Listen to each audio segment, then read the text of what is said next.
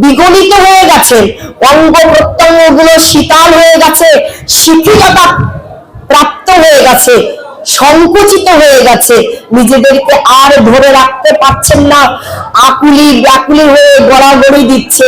ঠিক সেই মুহূর্তে এসে দেবর্ষিপাদ নারদ মুনি এসে উপস্থিত হয়েছেন।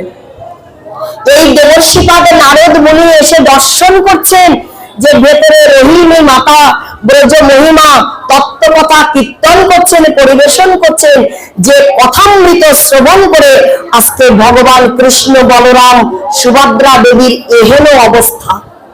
কখন কৃষ্ণ এসেছে, কখন বলভদ্র দেব এসেছে, সুভদ্রা দেবীর সেদিকে কোনো বাহ্যিক জ্ঞান নাই, সেদিকে কোনো চেতনা নাই, চৈতন্য নাই, তিনি ঠিকই পাননি কখন তানারা এসেছেন।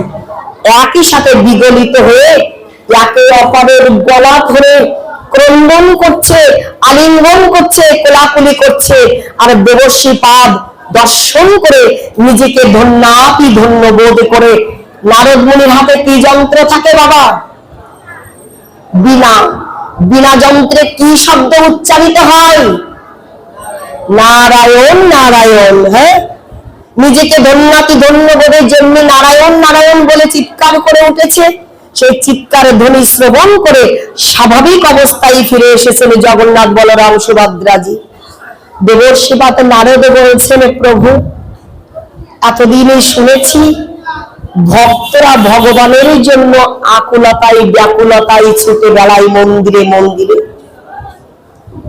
ভক্তরা ভগবানকে প্রাপ্তির জন্য, দর্শনের জন্য দর্শনার্থী হয়ে দর্শন আকাঙ্ক্ষিত বস্তু প্রাপ্তির লালসায় মন্দিরে মন্দিরে, চার্চে প্রভৃতি ধর্মীয় কৃত পবিত্র আরাধনা স্থলে ছুটে বেড়ায়।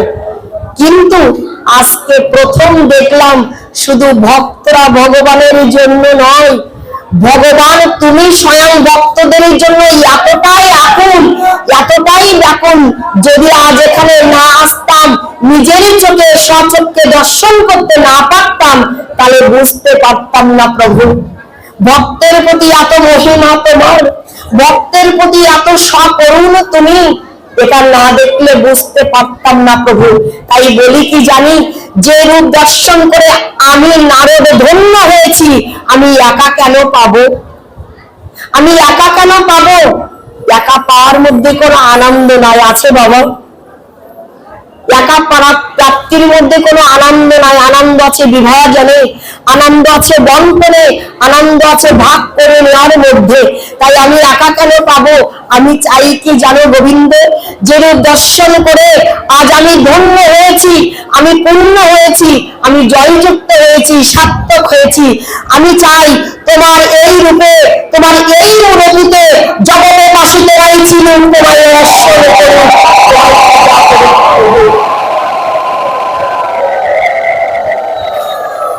তোমার এই প্রেম ঘন মূর্তিতে জগতে জীব তোমায় পূজা করুক, জগতে জীব তোমায় দর্শন করে ধন্য হোক। ভক্তের ইচ্ছাই দেখবেন ভগবান সবকিছু করতে পারেন। ভক্তের অধীন ভগবান, তাই না বাবা? পত্রাং পুষ্পাং ফলাং ত্বং য মে ভক্ত প্রজাচ্ছতি তৎ অহম ভক্ত পরিহিতম অস্নামি প্রজাত্মানা। ভক্তের কাছেই ভগবান বশ্যতা স্বীকার করে, আর কারো কাছে নয়, কিছুর দ্বারা নয়। ভক্তা মাম অভিজানতি জাবানো যচা অস্মি তত্ত্বতা তত মাং তত্ত্বতা জাতা বিশতে তদান্তরাম। ভক্তের কাছে আর ভক্তিতেই ভগবান বশ্যতা স্বীকার করেন, বশীভূত হন। সেই ঐশ্বর্যপূর্ণ স্বয়ং তার কোনো কিছুর কিন্তু অভাব নাই জগতে, শুধু একটা মাত্র একটা বস্তুরই অভাব, সেটা হচ্ছে ভক্তি। প্রমাণ কোথায়? দুর্যোধনের রাজকীয় আয়োজনে না গিয়ে বিদুরের দেয়া, বিদুর পত্নী পদ্মাবতীর দেয়া কলার খোসা খেয়েছিলেন। বিদুরের ঘরে গিয়েছিলেন, হ্যাঁ, ন সাধনী মান যোগ ন সংখ্যাং ধর্ম উদ্ধব ন সাধ্যাস্তপতাগ যথা ভক্তি মমর্জিতা। কোন কিছুর দ্বারা ভগবানকে পাওয়া যায় না, শুধুমাত্র প্রীতিপূর্ণ ভক্তির দ্বারাই ভগবানকে লাভ করা যায়। তো তোমার এই রূপটাই জগৎ জীব দেখুক, এই করুণা ঘন রূপেই তুমি পূজিত হবে। ভগবান বললেন তথাস্তু, সেই রূপটাই হচ্ছে এই রূপ। এটা হচ্ছে দ্বিতীয় কারণ। আর আরেকটি কারণ উল্লেখ করেই আমরা টাটা জানাবো, বিদায় জানাবো। কারণ দেখছি অনেক ভক্তের বড় ক্ষুধা লেগে গেছে, তাই না? তো যারা ভাগবত কথা শ্রবণ করতে চায় না তাদের কাছে বলতেও কিন্তু নিষেধ করা হয়েছে। তাই আপনারা যারা ভগবান জগন্নাথ দেবের অপ্রাকৃত চিন্ময় স্তরের ভক্ত, সমর্পিত জন, দেখুন দাঁড়িয়েও আপনারা কষ্ট স্বীকার করেও জগন্নাথের এই মহিমামণ্ডিত কথামৃত শ্রবণ করছেন। আপনাদের সকলের প্রতি ভগবান জগন্নাথ দেবের কৃপা বর্ষিত হোক। এই সবিনয় নিবেদনে দাঁড়িয়ে আমরা আরেকটি কারণ তথা তৃতীয় কারণটা আস্বাদন করব। আমাদের মন্দিরের বহির্দেশে যারা দাঁড়িয়েছে আপনাদের সকলের প্রতি ভগবানের কৃপা বর্ষিত হোক। আজকে লক্ষ্য করে দেখুন, আমরা জগন্নাথ এই রূপে কেন প্রমোটিত হয়েছেন তার আরেকটি প্রধান কারণ হচ্ছে ইন্দ্রদম্ন রাজার কথা আমরা শ্রবণ করেছি। বাবা, প্রথমে ভিক্ষা চেয়ে নিয়েছিলাম যে আমরা যে কিছু পাবো, পাওয়ার আগে তো দেওয়াটা চাই। এখানে যেন ত্রুটিটা না হয়, অর্থাৎ কোলাহল মুক্ত একটা পরিবেশ কিন্তু আপনাদের কাছে ভিক্ষা চেয়েছিলাম। পাচ্ছি কি সেটা? দিচ্ছেন কেন বাবা? কারণটা কি? আমি কমিটি বৃন্দের দৃষ্টি আকর্ষণ করছি, এখন যে বস্তুটা হচ্ছে এর নাম কি জানি? মহাপ্রসাদ। এই মহাপ্রসাদ আগে পেয়ে তবেই না এই প্রসাদটা পাবো।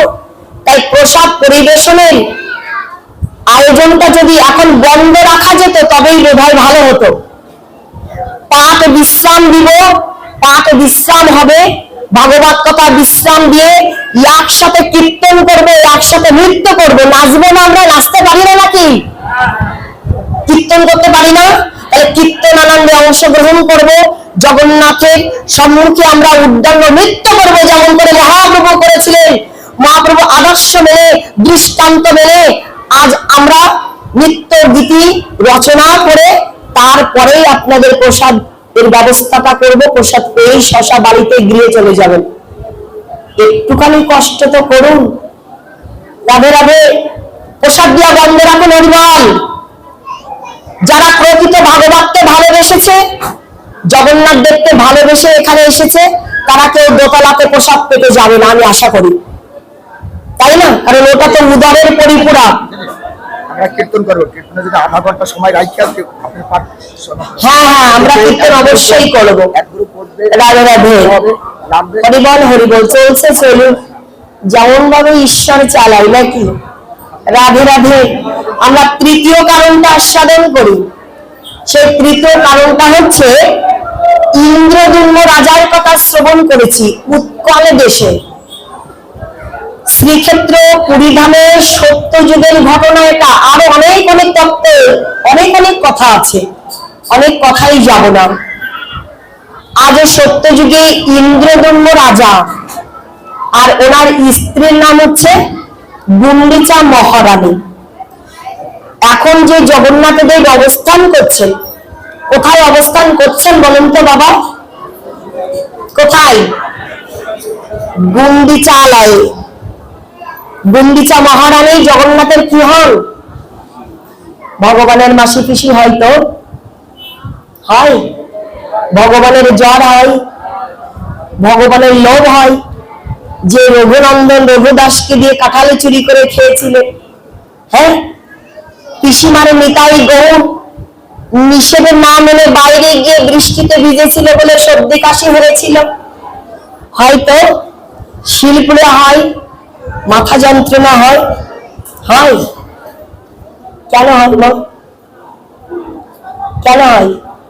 তার তো আপনার আমার মতো প্রাকৃত শরীর নয়, আপনার আমার মতো প্রাপঞ্চিক দেহ নয়, তাই না? পঞ্চভৌতিক উপাদানে গঠিত দেহ নয়, সচ্চিত আনন্দ ঘন মূরতি, সাক্ষাৎ অচল নয় সচল জগন্নাথ, তারও এগুলো হয়। কেন হয়? বলেন অনুগ্রহায় ভূতানাং মানুষের দেহমাস্থিতা ভজতে তাদৃশী ক্রীড়া যা শ্রোতা তৎপর ভাবে।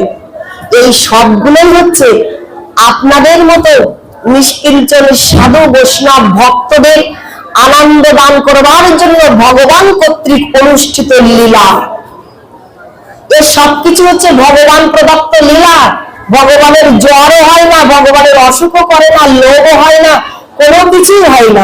মাসি পিসিও নাই তার, অহং ব্রহ্মাস্মি, তিনি ব্রহ্ম বস্তু। তানার মাও নাই, বাবাও নাই, তানার মাসি পিসিও কেউ নাই। সব হচ্ছে লীলা প্রকাশকালে এক একটা চরিত্রে এক একজনকে বসিয়ে আনা হয়েছে আপনাদের আমাদের আনন্দ দানের জন্য। বুঝতে পারছি তো? সেখানে দাঁড়িয়ে বলি, এই গুন্ডিচা মহারানী হচ্ছেন আমার জগন্নাথের মাসি। আপনাদের বাক্যেই বলি, কণ্ঠে কণ্ঠ মিলি। এখন জগন্নাথ দেব ওই মাসির বাড়িতে অবস্থান করছেন। কেন? সময়টা ছিল ব্রহ্মা সৃষ্টিকর্তা ব্রহ্মার সময়কাল। অনেক কথা, অত কথাই যাব না আজ। এই ইন্দ্রদুম্ন রাজা হচ্ছেন ভগবান বিষ্ণুর ভক্ত ছিলেন, ঐকান্তিক ভক্ত ছিলেন। সদা সর্বদা ভগবানের সাধনা করতেন, ধ্যান করতেন, তপস্যা করতেন। তারা সাক্ষাৎকারের জন্য লালায়িত হয়ে থাকতেন। হঠাৎ করে তিনি ভগবান প্রেরিত একজন দূত তানার গৃহে এলেন। লক্ষ্য করে দেখুন, সেই দূতের কাছ থেকে নীল মাধবের কথা শ্রবণ করলেন ইন্দ্রদুম্ন রাজা। এবার ইন্দ্রদুম্ন রাজার লালসাটা জাগত হলো যে নীল মাধবকে দর্শন করবেন কেমন করে। এই নীল মাধবকে দর্শন করবার জন্য বিভিন্ন দিকে রাজপুরোহিত ছিল, সেই রাজপুরোহিতকে প্রেরণ করলেন, যার নাম হচ্ছে বিদ্যাপতি। এই ইন্দ্রদুম্ন রাজার যে মন্দির রয়েছে তার পুরোহিত ছিল বিদ্যাপতি।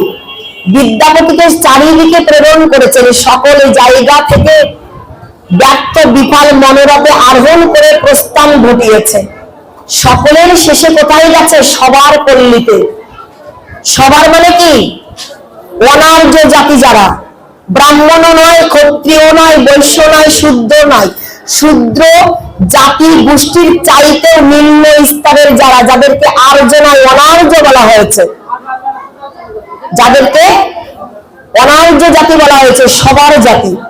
বুঝতে পারছি? খুব নিচু জাতি। তার প্রাসঙ্গিকতার আলোকেই জানাই, এই যে জগন্নাথ দেবের রথের কিছু দিবস পূর্বে জগন্নাথ দেবের স্নান যাত্রা হয়েছিল কিনা বাবা? ওই স্নানের দিন থেকে 15 দিন ধরে জগন্নাথ দেবের মন্দির বন্ধ ছিল কিনা? অনাবসর কাল বলা হয়েছে, অনবসর কাল। এই 15 দিন অর্থাৎ এক পক্ষকালের সময় জগন্নাথ দেবের জন্য যে সেবা দান করা হতো সেই সেবাগুলো বন্ধ রাখা হতো। কারা সেবা দিতেন? উচ্চ বংশীয় ব্রাহ্মণ কুলভূত যারা, উচ্চ বংশের ব্রাহ্মণ যারা, তারাই কিন্তু সারা বছর ধরে জগন্নাথের সেবা দান করেন। কিন্তু ওই অনাবসর কাল অর্থাৎ ওই 15 দিন স্নান যাত্রা থেকে রথযাত্রা পর্যন্ত এই 15 দিন এই পান্ডা তথা ব্রাহ্মণ যারা ছিলেন তারা কিন্তু সেবা দিতেন না, কারণ এই অধিকারটা জগন্নাথ তাদের দেন নাই। সারা বছর ধরে তারা সেবা দিতেন, কিন্তু এই 15 দিন কারা সেবা দিতেন জগন্নাথ দেবকে? ওই সবার জাতি অর্থাৎ ওই অনার্য জাতি, ওনারা যারা ললিতা নাম্নী, অর্থাৎ ললিতা তার পিতার নাম হচ্ছে বিশ্বা বসু, ওই বিশ্বা বসুর বংশধর যারা, তাদের দ্বারা জগন্নাথ দেব সেবা পেতেন। কেন? লক্ষ্য করে দেখুন, যদি আমার জ্বর হয়, আমি অসুস্থ হয়ে পড়ি, তাহলে আমি কি কামনা করি, মনে মনে কি বাসনা করি? যে পরিবারের আমি যাকে ভালোবাসি সেই আমার সেবা করুক, নাকি বাবা যাকে সবচেয়ে বেশি ভালোবাসে আমার পরিবারের লোক তারাই আমাকে সেবা করুক, শুশ্রূষা করুক, তাই তো চাই, তাই না? গ্রাম প্রতিবেশী বাইরের লোক, দূরের লোক এসে আমার সেবা করুক, এটা কি চাই? আমি চাই না। তাই এই 15টা দিন অনার্য জাতির দ্বারা জগন্নাথের সেবা গ্রহণ করতেন। কেন? মহাপ্রভু যিনি, তিনিই তো জগন্নাথ। তাই মহাপ্রভু সিদ্ধান্ত দিয়ে গেছেন কি ব্রাহ্মণে চণ্ডালে করে কোলাকুলি কবেই বা এর অঙ্গ ছিল, তাই না? জাতিভেদ উচ্ছেদ করে দিয়ে গেছেন মহাপ্রভু, গেছেন কিনা? উঁচু নিচু, ব্রাহ্মণ ক্ষত্র বৈশ্য শূদ্র, শিক্ষিত অশিক্ষিত, ধনী দরিদ্র, মূর্খ, কোয়ালিফিকেশন ধারী আনকোয়ালিফিকেশন ধারী সবাইকে তিনি একতাভূত করে দিয়ে গেছেন। ঈশ্বর রাষ্ট্র পুরী গৌর উরুড়ি কৃত্য গৌরবে জগদা প্লাবয়া মাসা প্রাকৃত প্রাকৃতাত্মকম। তিনি শ্রীপদে ঈশ্বর পরিপদের চরণাশ্রয় গ্রহণ করে সমগ্র জগৎবাসীকে প্রেরণায় প্লাবিত করে দিয়েছেন। তিনি ভাসিয়ে দিয়ে গেছেন, কাউকে কিন্তু বাদ রেখে যান নাই, গেছেন না? আজকে সেই মহাপ্রভু এবার এসেছেন জগন্নাথ রূপে, তিনি কি কাউকে বাদ রাখবেন? তাই অনার্য জাতি, সবার জাতি, নিচু জাতি, তাদের দ্বারা সেবা গ্রহণ করে জগৎকে শিক্ষা দিয়ে গেছেন, কেউ ছোট নয়, কেউ বড় নয়, সকলেই উত্তম, সকলেই উত্তম। লক্ষ্য করে দেখুন, আজকে ইন্দ্রদুম্ন রাজা তখন কি করলেন? নীল মাধব রূপী ভগবানের জন্য বিদ্যাপতিকে প্রেরণ করলেন। অবশেষে বিদ্যাপতি কোথাও খুঁজে না পেয়ে ওই সবার পল্লীতে গিয়ে উপস্থিত হলেন। সবার পল্লীতে গিয়ে ললিতা নামে একটা মেয়ের সাথে সুসম্পর্ক স্থাপন করলেন। তিনি লক্ষ্য করতে থাকলেন কিছুদিন অবস্থান করে যে ললিতার বাবা ব্রহ্মমুহূর্ত সময়তে কোথায় যেন যায়, পুষ্প চয়ন করে ধূপ দীপ নিয়ে কোথায় যেন যায়। উনি সন্দেহ প্রবণতায় দাঁড়িয়ে একটু বুদ্ধি সম্পন্ন ছিলেন, তো হ্যাঁ, বুদ্ধিমত্তা দিয়ে কি করলেন? ললিতাকে জিজ্ঞাসা করলেন, কিন্তু পিতার নিষেধ ছিল বলে ললিতা স্বীকার করেন নাই। তিনি বুদ্ধিমত্তা খাটিয়ে ললিতাকে বিবাহ করলেন। কেন? যখন আমি বিবাহ করব তখন ললিতার প্রতি আমার একটা কি দাবি, একটা রাইট জন্মাবে, সেই অধিকারেই আমি জিজ্ঞাসা করব, জেনে নিতে পারবো ওর বাবা কোথায় যায়। পরিশেষে জানতে পারলো, কি জানতে পারলো? যে নীল মাধব রূপে ভগবানের সেবা করতে যায় এই ললিতার বাবা বিশ্বা বসু।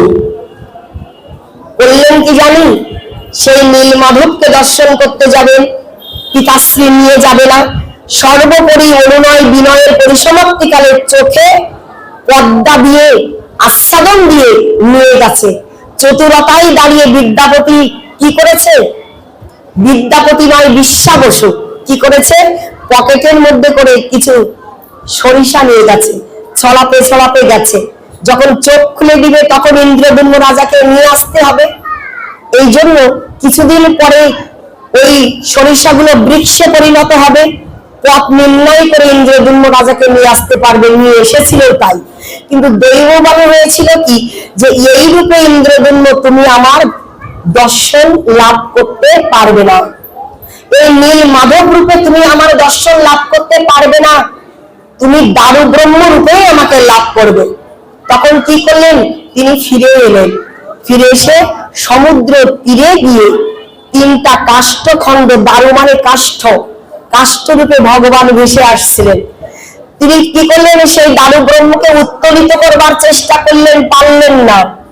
হাতি নিয়ে আসা হলো, হস্তি, বড় বড় রথ, তারাও বিফল হলো। দৈববাণী হলো, তোমরা পারবে না। আমার পূর্বের যে নীল মাধব রূপে যে মূরতির সেবা করত বিশ্বা বসু, সেই বিশ্বা বসুকে নিয়ে এসো, তাহলেই পারবে।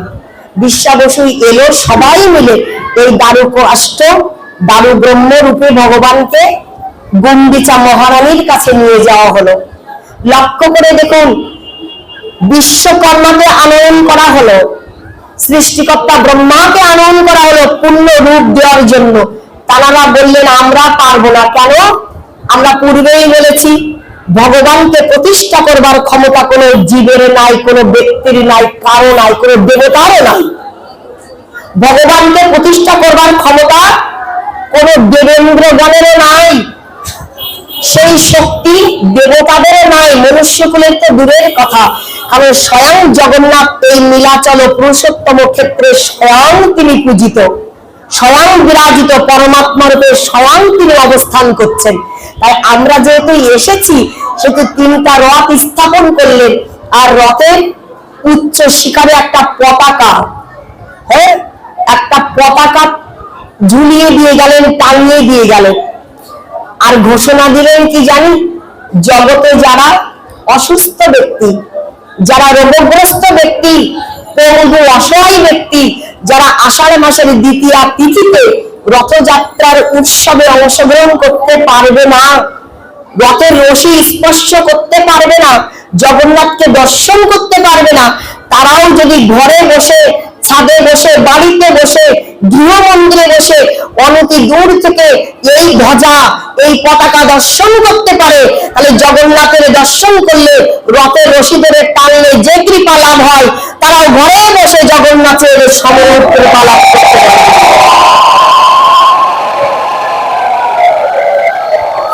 তাহলে তারা পারলো না, বুঝতে পারছি তো, তারা কেউ পারলো না। এবার অনন্ত মহারানা নামে একজন ব্যক্তি এসেছে, বৃদ্ধ প্রবীণ, তিনি বললেন আমি পারবো, তবে শর্ত হচ্ছে, কমিটমেন্ট হচ্ছে 21 দিনের মধ্যে দরজা খুললে হবে না।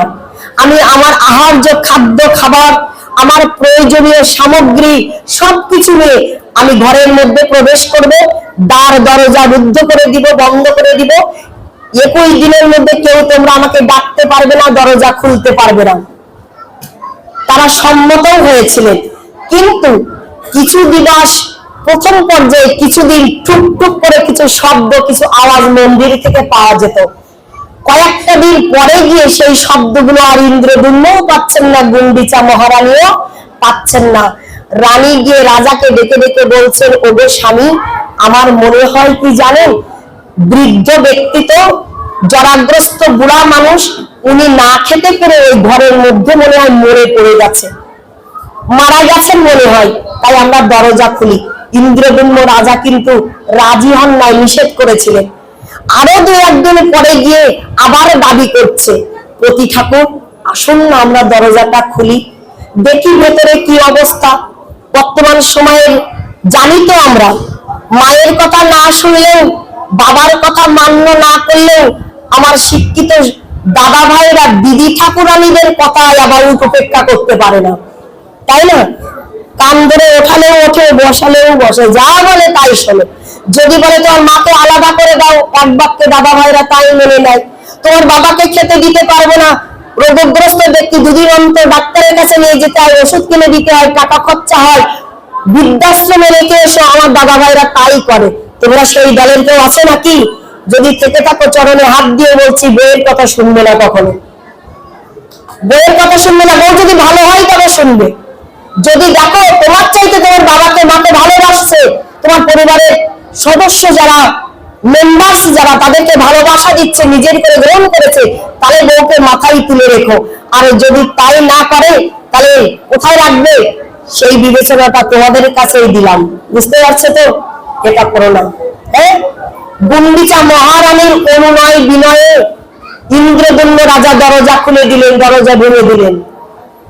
দরজা ভাঙতে দর্শন করলেন, অপূর্ণ অবস্থায় 3টা দারু ব্রহ্ম রয়েছে। যে ব্যক্তি কারিগর হয়ে গিয়েছিলেন মন্দিরের মধ্যে, তিনি নাই, কিছু অস্ত্র শস্ত্র পড়ে রয়েছে। দুজনে দর্শন করে হাই হাই করছে, ললাটে চপটাঘাত করছে, ললাটে এভাবে চড় দিচ্ছে, কিল দিচ্ছে, বুকে চড় কিল দিচ্ছে, ক্রন্দন করছে, হাই হাই কি ভুল করলাম। অনেক ক্রন্দন করেছেন, অনেক নিজেকে তিরস্কার গালি দিয়েছেন। আমরা ছোট করেই বলছি তো, বিস্তারিত ডেজিনেশনে যাব না। কি বললেন? পরিসমাপ্তি ঘটিয়ে দৈববাণী হলো, ইন্দ্রদুম্ন রাজা কষ্ট পেও না, আমি এই রূপেই তোমার কাছে পূজিত হব, সেবিত হব। আমি এই রূপেই, যেটা হয়েছে আমার ইচ্ছাতে হয়েছে, জীবের ইচ্ছায় জীব প্রতিবাঞ্ছা করে, আমার ইচ্ছা যেটা সেটাই ফল ফলে। আমি এই মূরতিতে কলিযুগের জীবকে কৃপা করবার জন্য প্রকটিত হবে, তোমাদের দ্বারা সেবিত পূজিত হব। কারণ আমি দেবর্ষিপাদ নারদকে কথা দিয়েছিলাম, আমি এই বিগলিত দেহে, এই রূপেই, করুণার মূরতিতেই আমি জগতে সেবিত পূজিত হব, সমগ্র জগতে বাসীদের কৃপা করবার জন্য। তুমি কষ্ট পেও না। ইন্দ্রদুম্ন রাজা ছিলেন তো, বলছেন ভগবান, এই রূপে যদি তুমি থাকো, না তোমার হাত আছে, না পা আছে, না কোনো অঙ্গ প্রত্যঙ্গ আছে, কিছু আছে, আমি রাজা, আমার স্ত্রীকে কত গহনা পরাই, কত অলংকারে অলংকারিত্ব করে সাজিয়ে রেখেছি, তোমাকে কিছু পরাবো না, তোমাকে কোনো অলংকার সাজাবো না প্রভু। প্রভু বলেছিলেন ওই রথের সময় যদি তুমি মনে করো তাহলে রূপা দিয়ে স্বর্ণ দিয়ে আমার হাত পা তৈরি করে অলংকার তুমি গহনা আমায় পরাতে পারো। দেখবেন উড়িষ্যা প্রদেশে জগন্নাথ দেবের রূপার হাত আছে, হ্যাঁ, অঙ্গ প্রত্যঙ্গ আছে। সেবিত পূজিত বিগ্রহ ইন্দ্র দুম্নের সেবা পূজায় সন্তুষ্ট হয়ে জগন্নাথ দেব একদা বললেন, ওগো ইন্দ্র দুম্ন, সারাটা জীবন ধরে আমাকে সবকিছু উজাড় করে দিলে, বিনিময়ে তো কিছু চাওনি, আমার কাছে বর চাও। ইন্দ্রদম্য রাজা বললেন, আমার কাছে বর প্রার্থনা করো। এক অভূতপূর্ব বর চেয়ে নিলেন, যে বরের কথাটা বলেই আমরা আপনাদের থেকে বিদায় নিব। হ্যাঁ, ইন্দ্রদম্য রাজাকে বলছেন বর চাইতে। ইন্দ্রদম্য রাজা বলছেন, প্রভু যদি তুমি বর দিতে চাও, আমাকে যদি বর দিতে চাও, তাহলে আমি এই বর চাইছি, আমি যেন অতি তাড়াতাড়ি অতি দ্রুত অপুত্রক হতে পারি। অপুত্রক মানে কি? পুত্রহীন হতে পারি। এই বর চাইতে পারবো তো? আমরা চাইতে পারবো তো? ওখানে যদি আমি দাঁড়িয়ে থাকি, আমি এই বরটা চাইতে পারবো তো? নিঃসন্তান হওয়ার বর চাইতে পারবো তো? ইন্দ্রদুম্নের 18টা পুত্র সন্তান ছিল, তথাপিও ইন্দ্রদুম্ন রাজা বললেন, আমি অপুত্রক হতে চাই, আমার পুত্রগুলোর মৃত্যু হোক তাড়াতাড়ি, আমি এটাই চাই। গুন্ডিচা মহারানী অনতি দূরে দাঁড়িয়ে ক্রন্দন করছে, পতি দেবতা, হে পতি ঠাকুর, এ আপনি কি বর চাইছেন? সকলে চাই একটা পুত্র সন্তানের মৃত্যুর আগে পরে অন্ত্যেষ্টি ক্রিয়ার আয়োজনে অংশগ্রহণ করার জন্য মুখ্য অগ্নি নয়, মুখ্য অগ্নি করার জন্য, হ্যাঁ, পুত্র সন্তান কামনা করে। আর জগন্নাথ কৃপা করে 18টা পুত্র দিয়েছেন, আর আপনি কিনা অপুত্রক হতে চাইছেন কেন প্রভু? ইন্দ্রদুম্ন রাজা বললেন, দেখো, আমার মৃত্যুর পরে যদি এই 18টা সন্তান মন্দির নিয়ে হানাহানি কাটাকাটি মারামারি করে, যদি আমার ইষ্ট দেবতা আরাধ্য সত্তা জগন্নাথ দেবকে নিয়ে বাক বিতণ্ডা করে, কাটাকাটি মারামারি করে, বিভাজন ভাগ বন্টনে ঝগড়া বিবাদ করে, সেই জন্য আমি চাইছি আমার 18টা পুত্রই যেন জগন্নাথের সেবায় বিলীন হতে পারে। জগন্নাথ দেব সন্তুষ্ট হয়ে বলছেন, ইন্দ্রদুম্ন, সারাটা জীবন ধরে শুধু দিয়ে যাবে, প্রতিদানে আমি কিছু দিতে পারবো না তা তো হয় না। আমি বলি কি জানো, যে 18টা পুত্র সন্তানদের তোমরা আমার সেবায় নিয়োজিত করলে, সে 18টা পুত্র সন্তানকে আমি 18টা নালাই পরিণত করে দিলাম। জগতেবাসী যদি এই 18টা নালা উপেক্ষা করে আমাকে কেউ দর্শন করতে আসে, আমি স্বয়ং জগন্নাথ কথা দিচ্ছি, তারা কেউ কখনো কোনোদিন আমার দর্শনে পাবে না।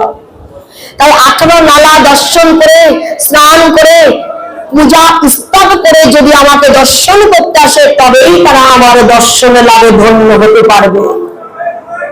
গুন্ডিচা মহারানী ক্রন্দন করছেন, আমাদের গতি কি হবে? আমাদের মুখ্য অগ্নি কে করবে? মৃত্যুর পরে অন্ত্যেষ্টি ক্রিয়ার কর্ম কে করবে? জগন্নাথের কতটাই করুণার মূর্তি দেখুন।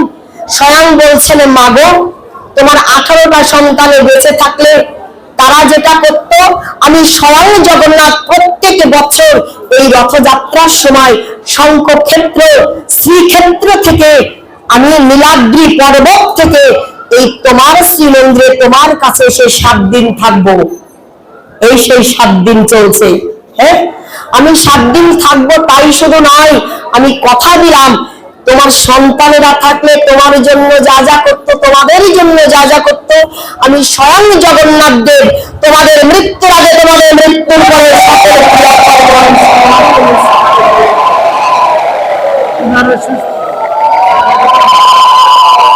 আমার জগন্নাথ দেব কতটাই করুণার মূর্তি লক্ষ্য করে দেখো।